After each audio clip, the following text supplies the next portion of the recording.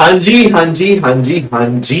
ये video one of a kind होने वाला है क्योंकि हम हमेशा टॉपर्स के आंसर्स देखते हैं, टॉपर्स के पेपर एनालिसिस करते हैं, बट जिसमें हम मोस्ट ऑफ द बच्चे कैटेगरी में फॉल होते हैं जब उनके मॉक टेस्ट में या एक्चुअल एक्चुअल आईसीआई के पेपर्स में मार्क्स उतने अच्छे नहीं आ पाते हैं। तो हमें आज सीखना है एक ऐसे पेपर से जिसको आईसीआई ने अवार्ड किया है 23.5 मार्क्स। अगर आप भी ऐसे हो, अगर आप एक्सपेक्ट करते हो 70-80 मार्क्स बट आते हैं 40-45, वो जो डिफरेंस आप नहीं समझ पाते ऐसा क्यों आ रहा है, आज मैं इन डिटेल में डिस्कस करने वाला हूं। कहां पे बच्चा गलती करता है जहां पे उसके मार्क्स उसकी एक्सपेक्टेशन से काफी कम आते हैं।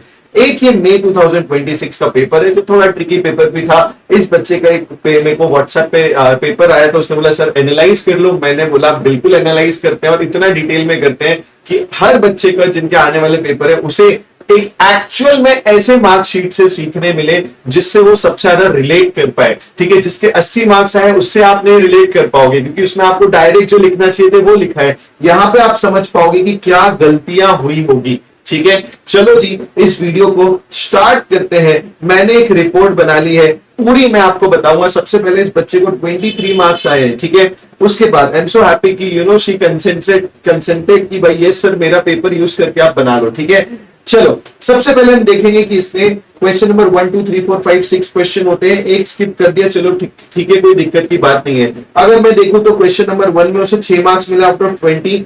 1 का सी उसने पूरा छोड़ दिया, अदरवाइज पूरे अटेम्प्ट करे। क्वेश्चन नंबर 2 में उसको 4 मार्क्स मिले 20 में से। क्वेश्चन नंबर 3 में 5 मिले। क्वेश्चन नंबर 4 में 4.5 मिले। क्वेश्चन नंबर 5 में 4 मिले। यहाँ पे भी एक उसने पूरा छोड़ा है। अगर आप देखोगे तो 6 to 4 6 4 5 ऐसे मार्क्स मिल रहे हैं आउट ऑफ 20। ये बड़ा ही देखने वाली बात है, ऐसा क्यों हो रहा है। अगर मैं देखूंगा तो कौन से क्वेश्चंस अटेम्प्ट नहीं करे, इससे समझ में आएगा कि कौन कौन से एरिया पे उसने डायरेक्टली छोड़ा। और ये बहुत इंपॉर्टेंट चीज है। टोटल 26 अराउंड 27 मार्क्स का पेपर तो अटेम्प्ट किया ही नहीं दोस्तों। मतलब 100 minus 27 that means around 73 marks का ही पेपर अटेम्प्ट किया। ठीक है जी, जिसमें उन्होंने 2 का सी पूरा छोड़ दिया। डैमेजेस एंड पेनल्टी एलएलपी पे एलएलपी वाला पूरा छोड़ दिया। डैमेजेस एंड पेनल्टी पे 6 मार्क का था, वो छोड़ दिया।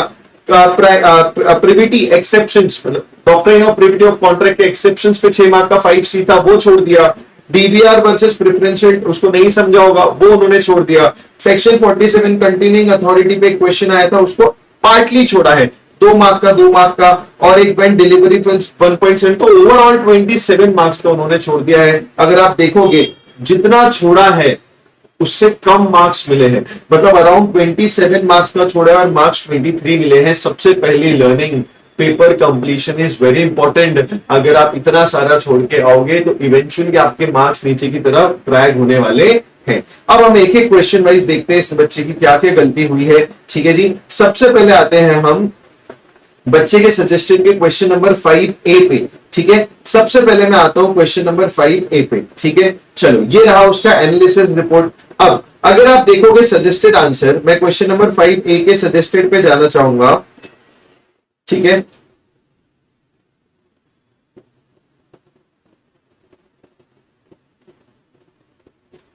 Just give me a second. Perfect, so this was the question. अगर आप ये क्वेश्चन देखोगे तो आपको रियलाइज होगा कि सर ऋषि ट्रैक्टर वाला क्वेश्चन था। 16(1) के 3 कंडीशंस थे, 37(3) के इन्होंने बताया था। Serial number, pricing, 5 machine, lost, कहां पे मार्क्स गए ये इंपॉर्टेंट है। सबसे पहले तो गड़बड़ ये होगी दोस्तों कि इसने गलती से बोल दिया कि पूरे के पूरे 6 रिटर्न हो जाएंगे। एक्चुअल में आंसर था 1 डिफेक्टिव ही रिटर्न होगा। 7 मार्क का क्वेश्चन था, मिले क्या 1। कितनी सारी चीजें तो बच्चे ने इग्नोर कर दी। अगर मैं सजेस्टेड आंसर जाऊंगा, ये पूरा आपका क्वेश्चन है, अगर मैं इसका आंसर देना चाहूंगा तो पहले प्रोविजन लिखना चाहिए था, कंडीशन एज टू क्वालिटी और फिटनेस से रिलेटेड। ठीक है, अभी मैं एक बहुत बड़ी गलती बताऊंगा जो बच्चे से हुई, जिसकी वजह से बहुत ज्यादा मार्क्स कटे हैं इसके। देखो सबसे पहले अगर आप देखोगे तो उन्होंने क्या लिखा, stipulation is a condition. Stipulation is a condition, may be exam के प्रेशर में बच्चे ने उल्टा ही लिख दिया। ठीक है जी, फिर आगे भी लिखा है of the main contract breach of the stipulation की breach of a condition.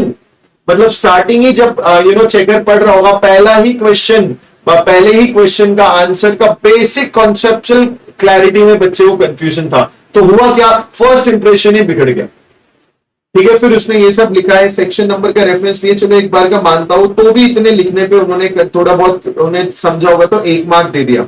Overall अगर आप देखोगे तो कंक्लूजन है वही गलत हो गया। जैसे ही कंक्लूजन भी गलत होता है तो और कॉन्फिडेंस मिस हो जाता है। इसी के साथ ही साथ अगर आप देखोगे ऐसा प्रेजेंटेड पेपर अच्छा वैसे भी नहीं लग रहा, उसे कम से कम ऐसे पॉइंटर्स में आंसर लिखने चाहिए थे। अगर आप एक्चुअल में देखोगे तो उन्हें सेक्शन 16 सबसेक्शन 1 37 सबसेक्शन 3 इस तरीके के पूरा रेफरेंस देना चाहिए था। अगर आप अपना सजेस्टेड आंसर भी देखोगे तो कंडीशन एज टू क्वालिटी और फिटनेस का रेफरेंस यहाँ पे आना चाहिए था। उसके बाद आगे जाके कहीं सेक्शन 37(3) का रेफरेंस आना चाहिए था और फिर कंक्लूजन बनता। पहली बात, उन्होंने सही कॉन्सेप्ट ही नहीं लगाए, सिर्फ कंडीशन वर्ड डाला था तो 1 मार्क मिल गया, अदरवाइज नहीं मिलता। पूरा detail condition as to quality और फिटनेस के बारे में लिखना था, उसके पॉइंटर्स लिखने थे। इससे हमें रियलाइज हुआ कि बच्चे ने कॉन्सेप्चुअल लेवल पे थोड़ी गड़बड़ी कर दी। ठीक है जी, चलो आगे बढ़ते हैं। फिर इसमें सेकंड क्वेश्चन में माइनर पार्टनर, इसमें थोड़े डिसेंट मार्क्स मिले, 3 मार्क्स मिल गए। इन्होंने क्या इंटायर कर दिया, देखो पोस्ट मैच्योरिटी वाली पूरी लिमिट गायब ही कर दी। सजेस्टेड आप बच्चे का आंसर शीट देखोगे तो आपको रियलाइज होगा कि उसने वो कुछ लिखा ही नहीं है। ठीक है, वैसे भी इसको भी पॉइंटर्स में नहीं लिखा, अंडरलाइन करना चाहिए था। और इसी के साथ ही साथ पोस्ट मेजर होने के बाद वाली जितनी भी कंडीशन है बच्चे ने मिस कर दी। तो इन्होंने क्या किया, देखो इन्होंने देखा कि कंक्लूजन, अगर आप देखोगे बच्चे को कंक्लूजन पे जाओगे, ठीक है जी, तो कंक्लूजन का मार्क्स उन्होंने, माइनर की लाइबिलिटीज पे मार्क्स उन्होंने सही से दे दिया, बट ओवरऑल जो उसने मिस किया है उसमें मार्क्स काट दिया, स्ट्रेट फॉरवर्ड लाके खड़ा कर दिया 7 में से 3 पर। इसका मतलब बच्चे को आता जरूर था बट रेलिवेंट पार्ट ही नहीं लिखा। ठीक है, इनकम्प्लीट प्रोविजन लिख दिया, फिर प्रिविटी ऑफ कॉन्ट्रैक्ट पूरा ही छोड़ दिया। This was the overall flow of question number 5 है। हमें सीखने को मिला कि सर सबसे पहले पॉइंटर्स में नहीं लिखा, कीवर्ड अंडरलाइन नहीं किया, रेलिवेंट प्रोविजन नहीं लिखे, सिर्फ और थोड़ा ट्रिकी भी क्वेश्चन था, no doubt about it. But आप भी देखो इतना प्रेशर होगा कि उसने पहले ही क्वेश्चन की पहली ही लाइन ही गड़बड़ कर दी। सोचो जो चेकर होगा वो भी एक ह्यूमन है, उसका कैसे इंप्रेशन गया होगा। इस लेवल का डिटेल एनालिसिस लगता है दोस्तों आपको समझने के लिए। ठीक है जी, तो तब तक आप श्योर नहीं हो, पहला क्वेश्चन ऐसा अटेम्प्ट करो जो आप बिल्कुल बढ़िया से श्योर हो जी। ठीक है, उसके बाद अगर हम आगे बढ़ते जाएंगे, ठीक है, क्वेश्चन नंबर 1 पे आते हैं। क्वेश्चन नंबर 1 में कॉन्ट्रैक्ट, उसने काउंटर ऑफर वाला कॉन्सेप्ट को ही इग्नोर कर दिया। ठीक है जी, उसने ये तक भी नहीं लिखा कंक्लूजन में कि वैलिड कॉन्ट्रैक्ट नहीं है। क्लियर है, और ओनली 2 रेमेडी दी है बच्चे का। अगर आप सजेस्टेड आंसर देखोगे तो 2 ही रेमेडी बच्चे ने दी है, 2 ही रेमेडी बच्चे ने दी है। ठीक है, क्वेश्चन नंबर 1 पे हम जाते हैं।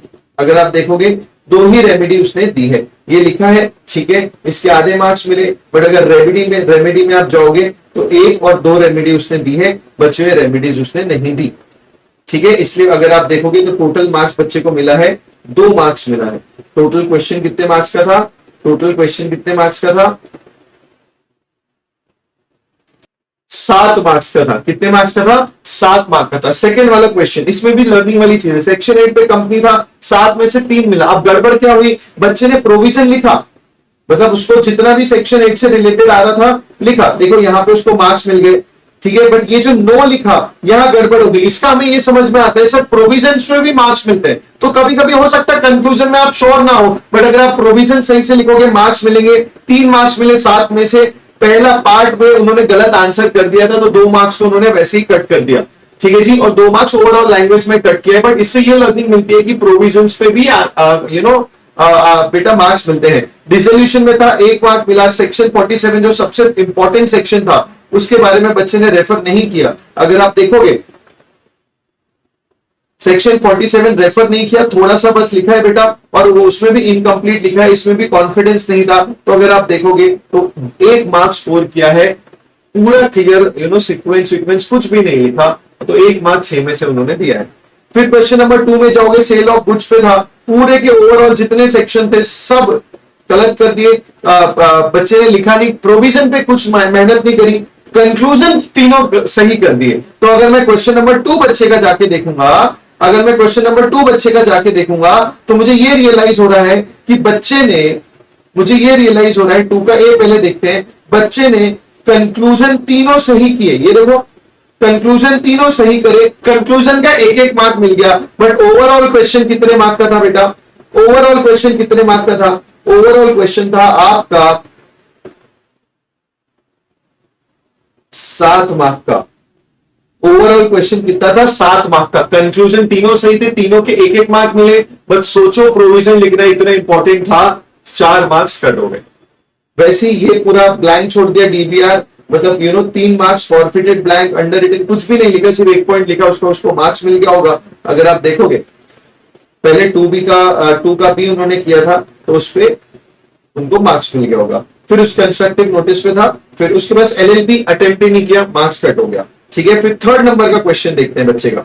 ठीक है, थर्ड नंबर का क्वेश्चन देखते हैं किस तरीके से उन्होंने सॉल्व किया है। अच्छा, 4 पहले मिल रहा है, तो चलो 4 का एनालिसिस, 4 के सी से शुरुआत किया है, 4 के सी से शुरुआत किया है। 4 का पहले एनालिसिस करते हैं। कोश्योरिटी पे क्वेश्चन था बेटा, कोश्योरिटी पे क्वेश्चन था।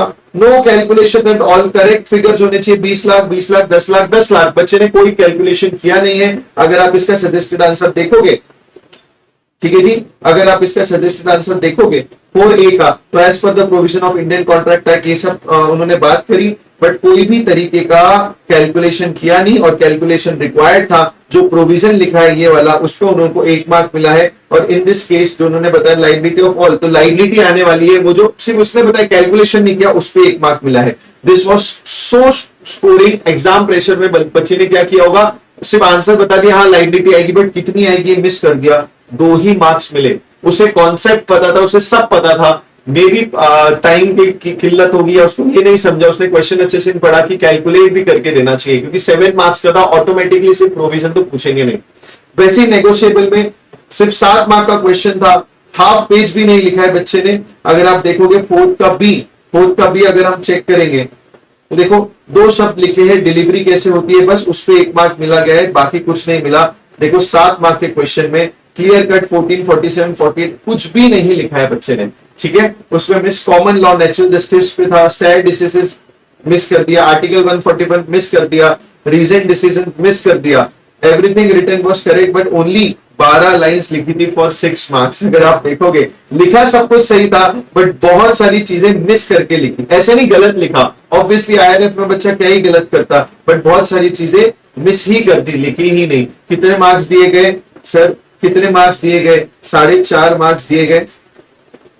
ये यहाँ पे गलत है, कितने मार्क्स दिए गए? 4.5 मार्क्स दिए गए। तो डायरेक्ट क्वेश्चन में इसमें एक अच्छा स्कोर आया है। ठीक है, ये डिटेल एनालिसिस है बेटा, आप अपना पेपर रख सकते हो, आप बच्चे का भी पेपर ले सकते हो, और आप चेक कर सकते हो क्या क्या गलतियां उसने की है कि 23 मार्क्स आए हैं।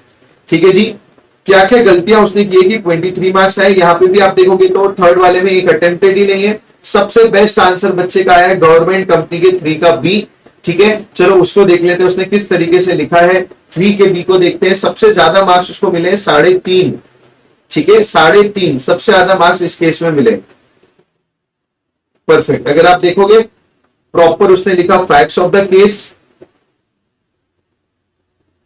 फैक्ट्स ऑफ द केस पूरा लिखा, कंक्लूजन लिखा, कंक्लूजन का 1 मार्क मिल गया। फिर आगे क्वेश्चन पे बढ़ा, ये भी लिखा, ये भी सही हो गया।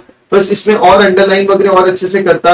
ओवरऑल इसे अगर आप देखोगे 4.5 मार्क्स मिले दोस्तों, ओवर 4 मार्क्स मिले out of 7। This was the best answer.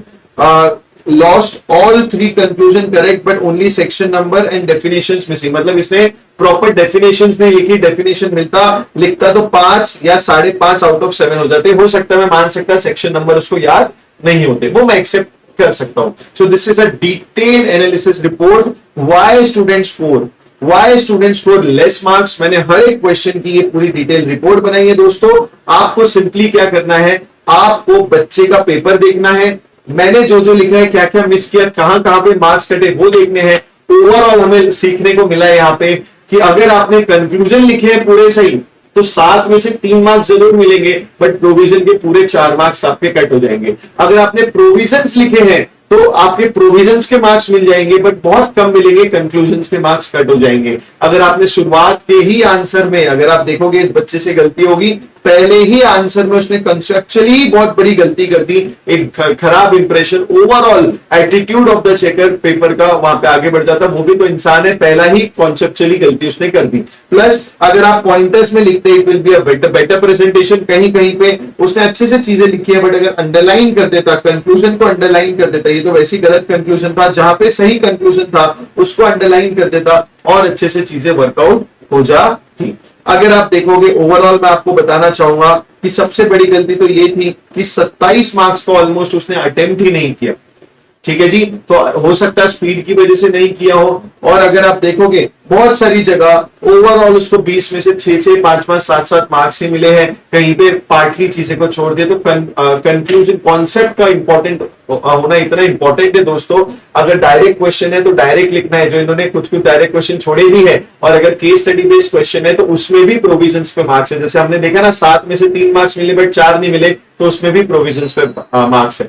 This is one of the most detailed discussion on a paper where a student scored 23 marks. इससे आपको A to Z, ये दोनों PDF आपको शेयर कर दूंगा डिस्क्रिप्शन में, आपको एक लिंक पे लेके देख लेना और कमेंट सेक्शन में मुझसे प्रॉमिस करके जाना कि sir I will not make this mistakes, I will write provisions in a case study based questions, I will assess कि मेरा बेस्ट आंसर सबसे पहले लिखा गया हो। सर मैं पॉइंटर्स में आंसर लिखूंगा, सिंपल प्रॉमिस करो sir, I will not make these mistakes, I will not make this mistakes. Okay, I hope ये वीडियो आपको बहुत हेल्प किया होगा। बहुत सारे आपके दिमाग में कंफ्यूजन है, बच्चे के आंसर देख के आपको समझ में आ गया होगा ये गलतियां आपको नहीं करनी है। ओवरऑल फिर अपना स्कोर यहां तक ट्रैक हो सकता है। Love you all.